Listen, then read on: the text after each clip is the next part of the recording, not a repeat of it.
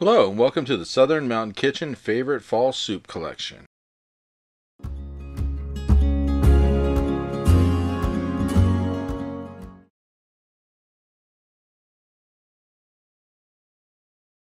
So, what you see on my counter is what we're going to use to make the soup part of this. We have other ingredients for the bread. However, if you like Italian food or even just lasagna in itself, this is for you. If you never tried lasagna soup, it is amazing. It has all the taste of lasagna, but in soup format, including like cheeses and everything else. This is something you have to try if you haven't already. Trust me, it is worth the effort. And if you're trying to impress somebody with lunch or dinner, this is a great way to go because this looks really great in a bowl and it's wonderful to eat. So we're going to start off in a large pan with 3 tablespoons of olive oil over a medium-high heat. And we're going to add in 1 medium onion that we chopped up. Now once it's in the pan, we want to make sure we get this completely coated in the oil, and we're going to cook this for about like 3 minutes before we add in our ground beef. So go ahead and mix this back and forth and make sure that it starts to soften up a little bit before we get going, because mind you, it's going to continue to cook when we put in the ground beef with it. So we just want to go ahead and mix this up a bit and get it going, and then bring in our pound of ground beef. Now, as this is cooking, we want to break this ground beef up into smaller pieces. I know it's not going to work so well in the beginning, but as it starts to brown, you will actually be able to break it up a lot better. But get it as broken up as possible to get it started right now. And being that we're on medium-high heat, it won't take long for this to start to cook. Now, once this is in here, we are going to add some seasonings to it, and we're going to use salt and pepper coming up first. This is kind of per taste. If you just want a little salt, use a little salt. If you want a lot, use a lot. I'm using about 1/4 of a teaspoon of each, salt and pepper. So if you are debating how much to use, just err on the side of not using too much. That's just the best way to go about it. So once that's in there, go ahead and continue to break this up and make sure that you flip the beef over so it can cook on both sides. That'll make it a little easier for you to break up and work your way through all of it. I suggest continually moving this around the pan the whole time you're doing it, just so it has a chance to cook evenly and that nothing on the bottom is kind of burning or whatever. This is not something you want to walk away and leave for a few minutes. So keep mixing, and then we're going to have a bunch of different seasonings coming in here in a minute. And it's just one of those things where we want to get this as brown as possible before we put some of these seasonings in. Now, mind you, once you see the temperature is up on this thing and this is really bubbling and cooking on the bottom of it, it's really not going to take long to break that beef up. And that's a wonderful thing. It's just going to be easy to do. But when we start with our seasonings, the first thing we're going to use is a teaspoon of red pepper flakes. And, you know, it's going to be a little bit of a kick and spice to this, but it's really necessary, but it tastes really good. So don't let it, throw you that we're using red pepper flakes in this. It really doesn't make it hot. It's just going to give it a bit of spice, and that's a good thing. So once you've gotten these pieces of ground beef really broken up and cooked a bit, then we'll start adding in our seasonings to this. So, as I said, 1 teaspoon of red pepper flakes, and just distribute them around as best you can. And then after that, we're going to add 4 tablespoons of minced garlic. And that's going to give it another kick of flavor. And then after you get this done, you might want to mix it up a little bit before we add the next seasonings to it, just to get them incorporated a little bit and give the garlic a chance to start cooking. Because mind you, we don't want this garlic sitting in one place too long. It usually should only cook for about a minute anyway against the bottom of the pan. Then we're going to add 2 tablespoons of Italian seasoning and 1 tablespoon of basil. And then we want to go ahead and mix this again and get this completely incorporated in, so that way the flavor can mix with the beef and everything else. Now, next thing you're going to need coming up is 1/4 cup of tomato paste. And we want to get this in here kind of before we add anything liquidy to this, so that way we can break it up with the beef, and it'll be a little easier to deal with. So, 1/4 cup of tomato paste. And then just use your spatula or whatever you're using and just mix it throughout, so that way it starts to heat up and actually breaks into the beef, so you don't have like lumps of this just sitting in the bottom of your pan. Now, coming up next, you're going to need 28 ounces of crushed tomatoes. Now, I use the kind that has Italian seasoning in it. You don't have to. It's up to you if you want to use that. But you still need 28 ounces of crushed tomatoes. So once we get this completely combined together, we're going to add those tomatoes to the pan. And we're just going to pour them in all at once. And then after this, you're going to need 32 ounces of chicken broth. Now, you could use beef in this if you wanted. However, if you already have ground beef in here and you add beef broth to this, it might be a little overpowering. So that's why we're using chicken. It's just the way it's done. I didn't invent it. So I suggest the chicken. So 32 ounces of chicken broth. And we're going to put this in, and that's going to actually give us the body of our soup here, because there's a lot of liquid going in with this. And what you're going to have to do after this in a second, and really it's the last step of assembling the soup itself for the moment, is a half a box of lasagna noodles. And what we're going to do is break them into smaller pieces and put them in there so that way they cook along with the soup. So you're going to need at least 9 to 10 of the noodles. That's what I use. Now, if you want more of them, you can add more of them. But you need to break them into pieces and just drop them in a little at a time until you get them completely in there. And then we're going to let it cook for 20 minutes until it's completely done. So we want this temperature up in our pot before we put the noodles in, and that way that'll allow the noodles to cook. So if you see that yours is hot and it's kind of starting to bubble, you're in perfect place for this. So just go ahead, start breaking up your noodles and put them in.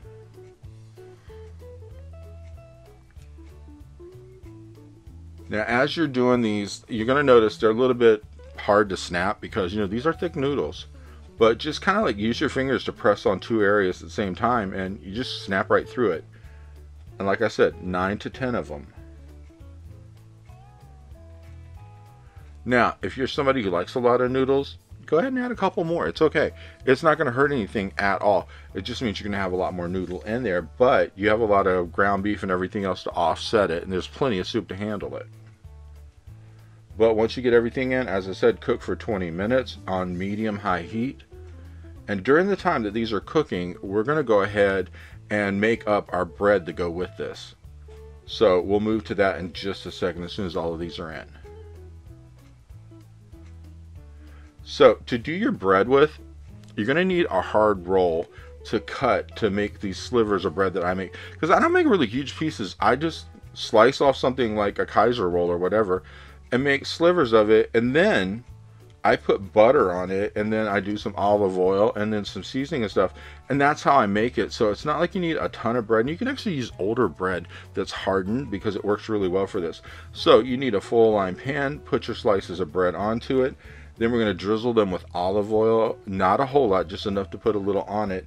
Then we're going to go over it with some butter, and then on top of that we're going to use a little bit of Parmesan cheese and a little bit of garlic powder, and that's it. So really you control how much garlic you want to put on here and how much cheese you want to put on here. It's all your choice, but you're going to put them under a broiler, let them brown up, and then they're ready to go.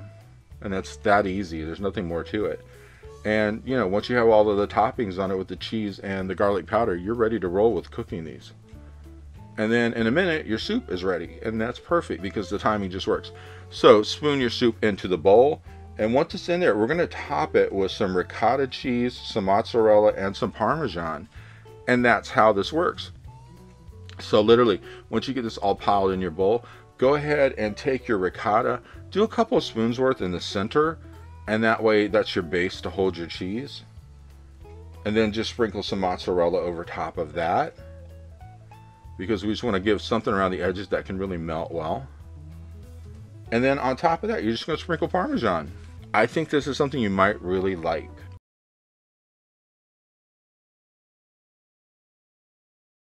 So before I made this soup or some other things I made recently, I was never a fan of cabbage. But once I ate this soup and a few other things, I really started liking the taste of it, and it works in the soup amazingly well.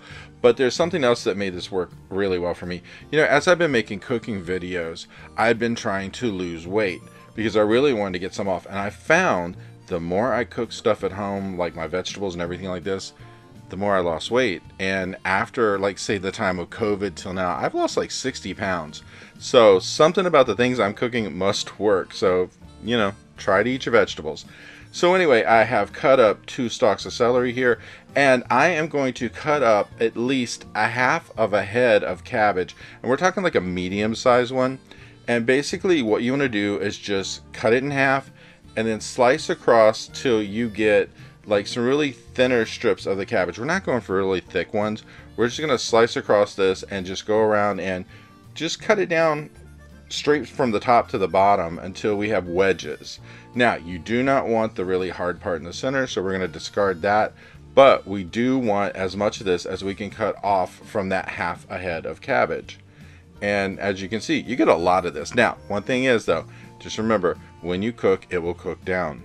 So we're going to move from that into a large pot where we have a pound of ground beef. We're going to put this on medium-high heat, and we're going to cook it till it's brown, and we're going to break it up. We don't want really large pieces of this. We really don't want huge hunks.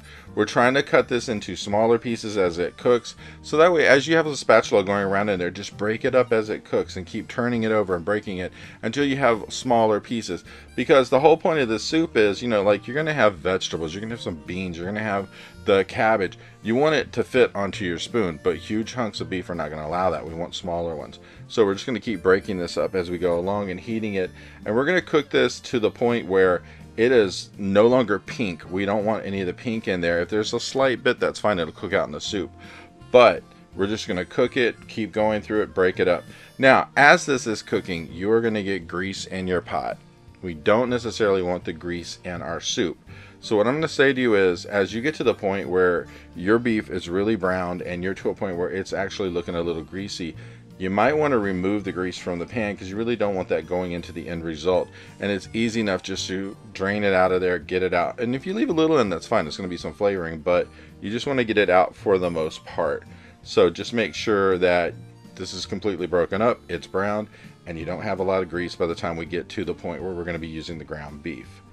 So just keep turning that around and cook it till you get to that point. Now mind you, for our medium-high heat, it's going to take a few minutes, but you'll get there. And we're going to add some seasoning to this along the way to actually help the flavor of the beef.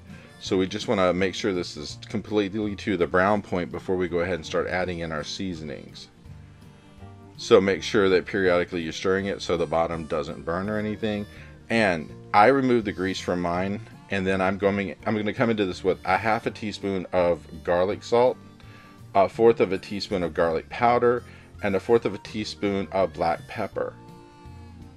And once that is in there, we're going to add some more things to this. We're going to add a can of diced tomatoes, which I have Italian flavored. This is that 14.5 size ounce can. And then we have 1 can of light red kidney beans.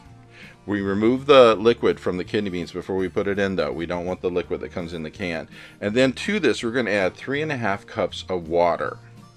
And once this is all in our pot, we're going to mix this up, because we really want to get this all combined together, get everything mixed through, and make sure that everything that is in the pot is going to mix. We don't want any clumps of anything here or there like tomatoes or whatever. And then we're going to add about 2 tablespoons of better than bouillon, which is, you know, a beef flavoring. You basically don't have to use this. You could use like bouillon cubes or whatever you want to use to actually put your beef flavoring in. But with mine, it took 2 tablespoons. And again, we're going to stir this. Now, mind you, we have this over medium-high heat. So that bouillon I just threw in the bottom of there is going to start mixing through, because it's going to get hot enough to stir it into the whole mix. And we're going to mix this up really well before we add anything else to this, because in a minute, we're going to bring in our celery and our cabbage to add to the mix. But we want to actually give this a chance to be stirred around and mixed through before we get to that point. And then when we're ready for it, we're going to bring them in and put them into the pot. So go ahead and bring them in, slide in your celery, slide in your cabbage. I tried to put the celery in first and then put the cabbage on top. One thing about the cabbage is it's going to stay above the liquid line, and that's okay, because if it's above it, that's fine. If you're going to put a lid on this, and you should, it's going to actually get steamed a bit anyway, but you're going to stir this periodically and take it down. So as it cooks down, you're going to mix it into the whole mix anyway. So just basically make sure you put a lid on it.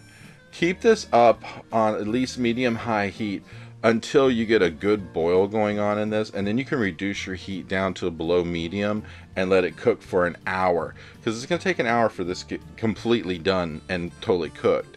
So just go ahead and remember to stir this periodically. But before you start going with anything, take your spatula and push that cabbage down as far as you can get it into the liquid, and just that way it'll do its thing on its own. So now as this is cooking, you're going to check on it like every little while, because an hour is a long time. You want to check and stir to make sure everything is mixed together. But once you get to the point where you can check on it, just go to the bottom of the pot with a spoon, stir, ignore the fact that my screen got like steam all over it, and just keep stirring it up and keep going. The best thing about this soup, I have to say, is when you go to eat this, it has this amazing taste that you swear you've been to a restaurant, because this is not like your at-home everyday soup. This is definitely someone put some effort into making it, and it tastes so amazing. Now, as you can see in my pot, this cooked down as I said it would. And we're at the end of this pretty much here. So the best thing about it is just, continue to stir. When you get to the hour marker, go ahead and turn that heat off and let it sit for a minute just to calm down in there, and just let all of the steam out, let everything kind of cool down a little bit, and continue to stir it periodically until you're ready to serve. But I'm gonna tell you, this has such a great taste. It's something you do not expect, and it's kind of a surprise when you eat it, especially if you don't like cabbage, and I didn't, but this actually worked for me. And what's even better about it is I had other people eating this, and if you have a picky eater in your house, it's amazing if you can get them to eat something, and I did. And this is what mine looked like in a bowl, and this is such a pleasure to eat. I hope you enjoy it.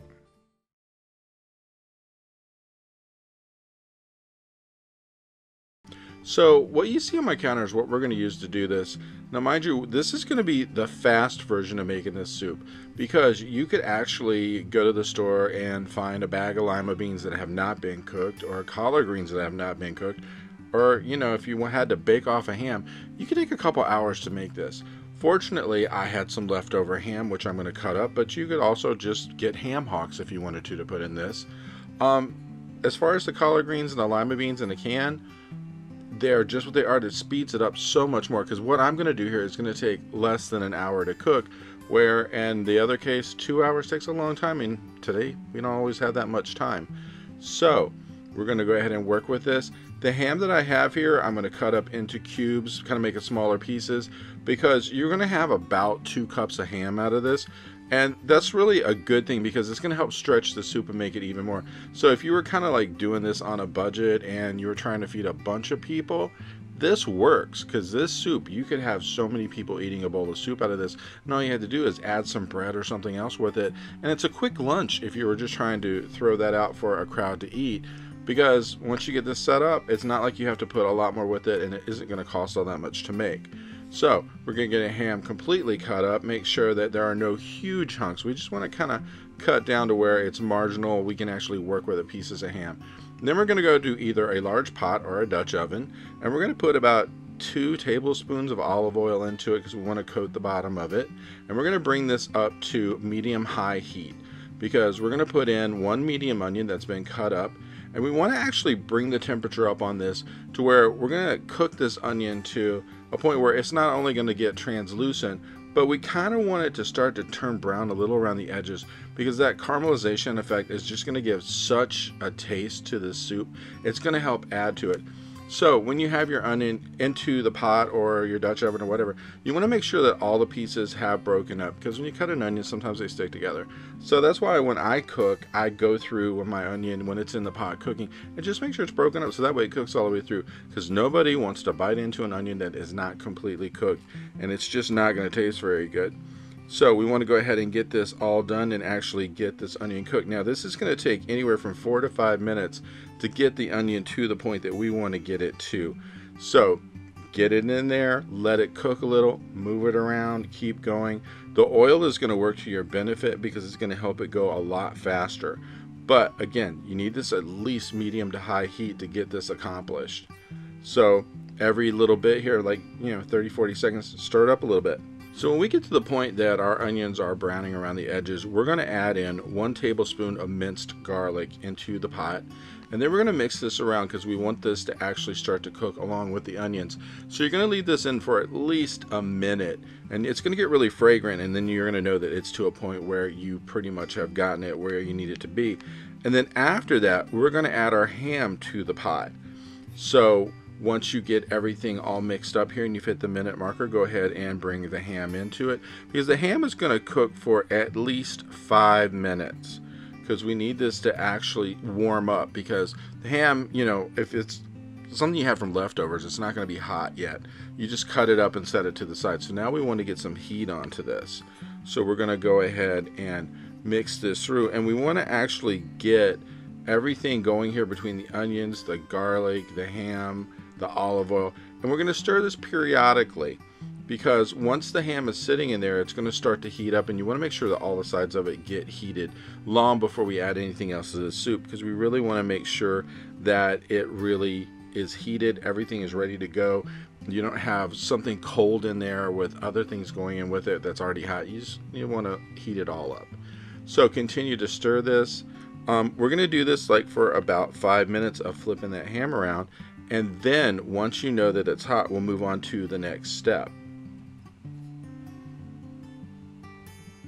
So as you can see with mine, everything is cooking together in the pot, and it's actually doing really well, because if you see that your ham is starting to take on a little bit of a coloring from where it's heating, where it's sitting on the bottom, that's just perfect. That's exactly what you wanted to do, because it's just going to add to the taste, because you're actually cooking the onions and everything into the flavor of the ham, and that's a perfect mix.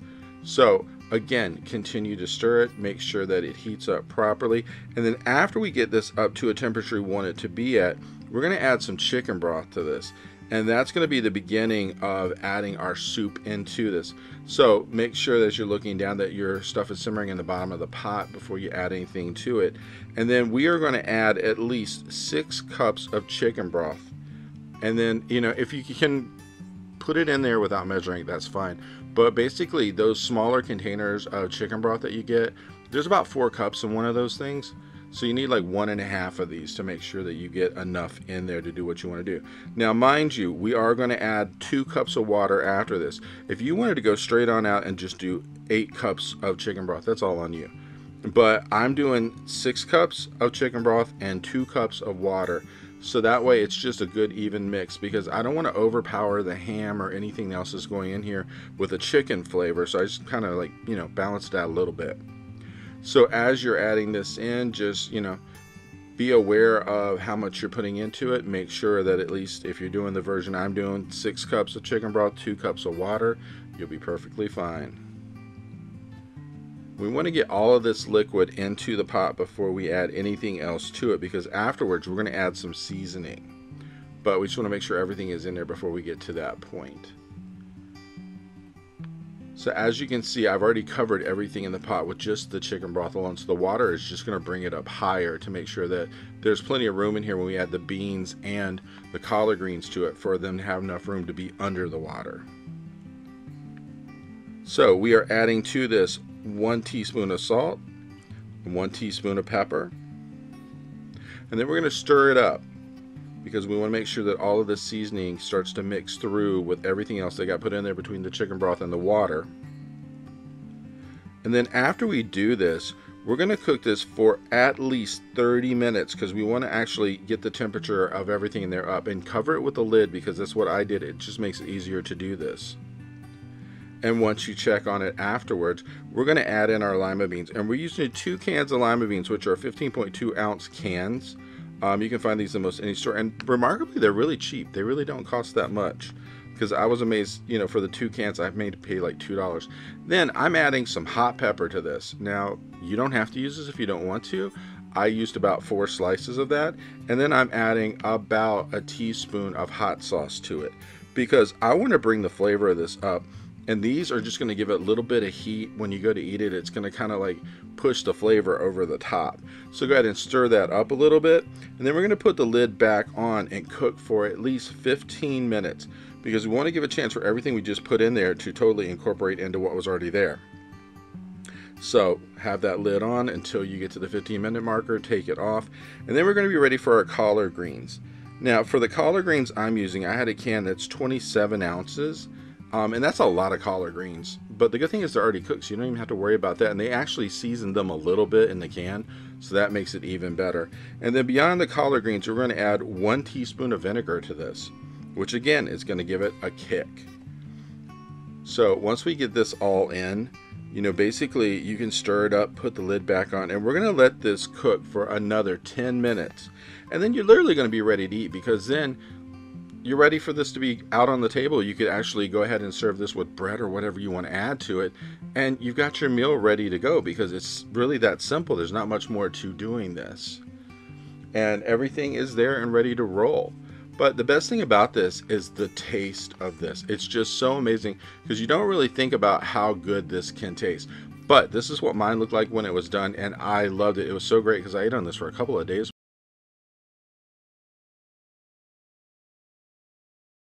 So everything you see on my counter is what we're going to use to make this. Now, mind you, this version of potato soup comes with carrots and some celery, and we mix in even some onion and garlic and everything else. So it's going to have a little bit of a difference of whether you were just making straight up potato soup.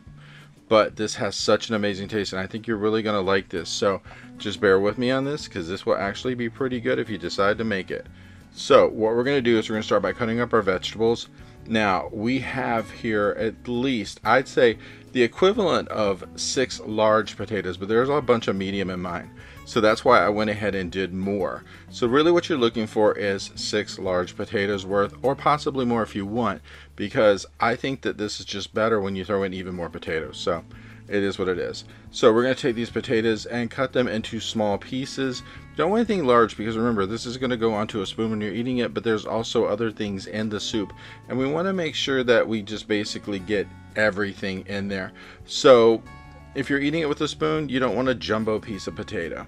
So once you cut up your potato, you do want to put it into a bowl of water until we get ready to use this, so that way it doesn't turn colors on you, because you know, the longer they sit out in the air, the more they will turn. So put them in some water. It'll get some of the starch off of them, but also it's going to help protect them until we're ready to use them. Now, as you're cutting up these potatoes, make sure that you don't have any dark spots in here, because I don't know what it is here lately, but when I go to the grocery store and buy potatoes, it seems they come home so bruised, and it isn't from me. And I'm like, no, if I pay a good price for the potatoes, I don't want them beaten up before I get them. But it is what it is. So go ahead and keep cutting up your potatoes until you get them done. Now, when we're cooking all of this, you're going to need at least 2 large pots. So make sure you do have them available to use to do this, because we're going to do one thing in one, another in the other, and then blend them together after they're both cooked. So just make sure you have 2 large ones to work with. And once we get these cut up, we're going to move on to our other vegetables that are here on the counter that need to be cut for this recipe. Now mind you, I have 2 decently large carrots here. I have a stalk of celery. When you're cutting up the carrots, make sure you cut them kind of small, like thinner slices, because the thicker the slice, the longer it's going to take for it to cook, and sometimes they may not cook completely in your soup, and they might come out a little crunchy, and that's not always a great thing. So just go ahead, and if you have like really large ones at the end like I do here, you might want to just cut that anywhere near the end, like into like half circles, because if you don't, you're going to have really huge pieces of carrot, and really that's taken away from the potato anyway. So we really don't want to do that. So once we get these cut up, we're going to move on to our celery, which again, we want to cut this in thin slices. We don't want huge hunks of celery in this. And just slide through, because you only need 1 stalk of this to do it. And just chop this up. And then afterwards, we're going to have a large onion that we're going to cut up. Now, when you do the large onion, we're basically like chopping it into chunks. It doesn't have to be fine, but we do want smaller chunks of it. So just make sure that we get it all chopped up. And once that's cut up, in a minute, we're going to move on to the next step.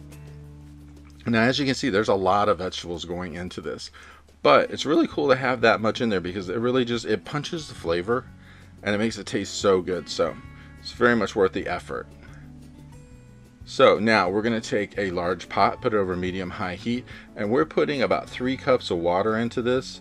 And then we're going to add 2 bouillon cubes to it. Now I'm using chicken. If you don't want to use chicken, you can find some other flavor to put in here. If you find something that's suitable for what you want, because I mean, not everybody wants chicken in their stuff, that's your choice. But we're going to heat this water up, get these bouillon cubes to break up a little bit, and then we're going to add in our other stuff. So we're going to start adding our potatoes, and then afterwards we're going to bring in the carrots, the celery, and the onions. and get them all in here. And we're going to cook this for like 10 minutes because we want to make sure that all the vegetables are tender and they're more edible than hard pieces. So we just want to get them in there, cook them the 10 minutes, and if they get to the point where we think they're tender, that's perfect. Now if it takes more than 10 minutes, then you're going to need to let them cook for a little while longer. But just get them there, let them do their thing, and just let them cook. And basically stir them periodically just to make sure that if any are on top, they actually get the chance to get down underneath the water more. And that way we'll get those cooked. And then the second, we're going to go to pot number 2, because that's the one we're going to actually cook kind of a gravy sauce in that's going to go into this. So as you can see, mine have been cooking for about maybe 11 minutes at this point. They're soft, they're tender, they're ready to be used, they're great. So basically what I'm going to do is just sit this to the side and let it wait until I come back to it after I've already done the second pot. So just go ahead and stir them up while they're sitting like this, and then we'll move on to the other. So in pot number 2, we're going to start out with about 1/4 cup of butter. Put it in there, stir it around a lot, and then after we get this butter completely melted, we're going to bring in about 3 tablespoons of flour.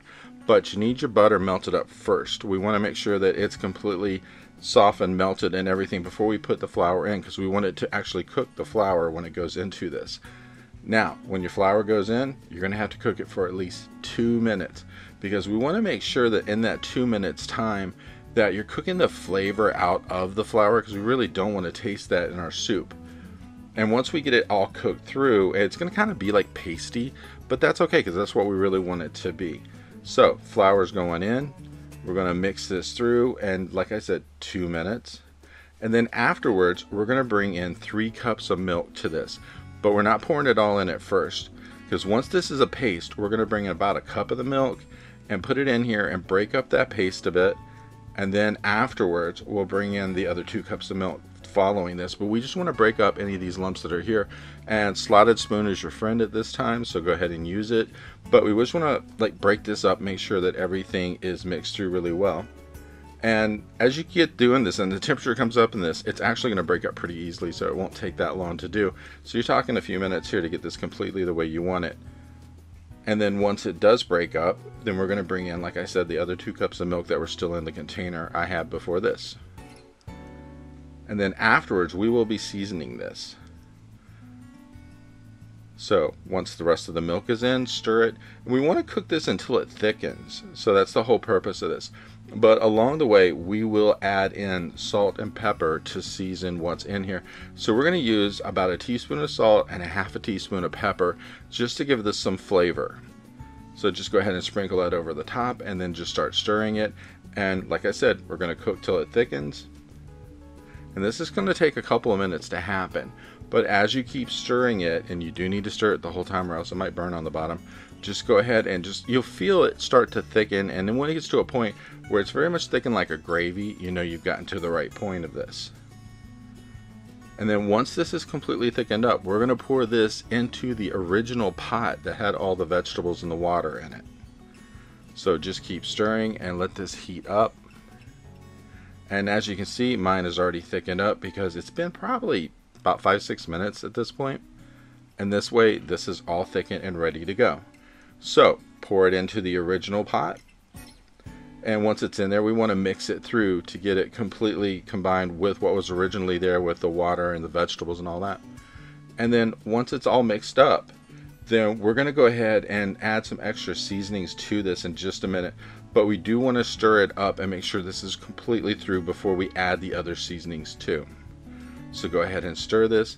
And once you get it completely mixed through, you're going to add 1 tablespoon of dried parsley and 1/4 teaspoon of dried thyme. And those go in at the very last minute. So once you get this stirred up and you're ready to roll with this, just go ahead and add that seasoning too. And then after this is done, you're ready to serve this. Just serve it hot. You don't want this to cool down much because it has such a great flavor because it's so hot. And you have all these really great cooked vegetables in it, have such a great taste. So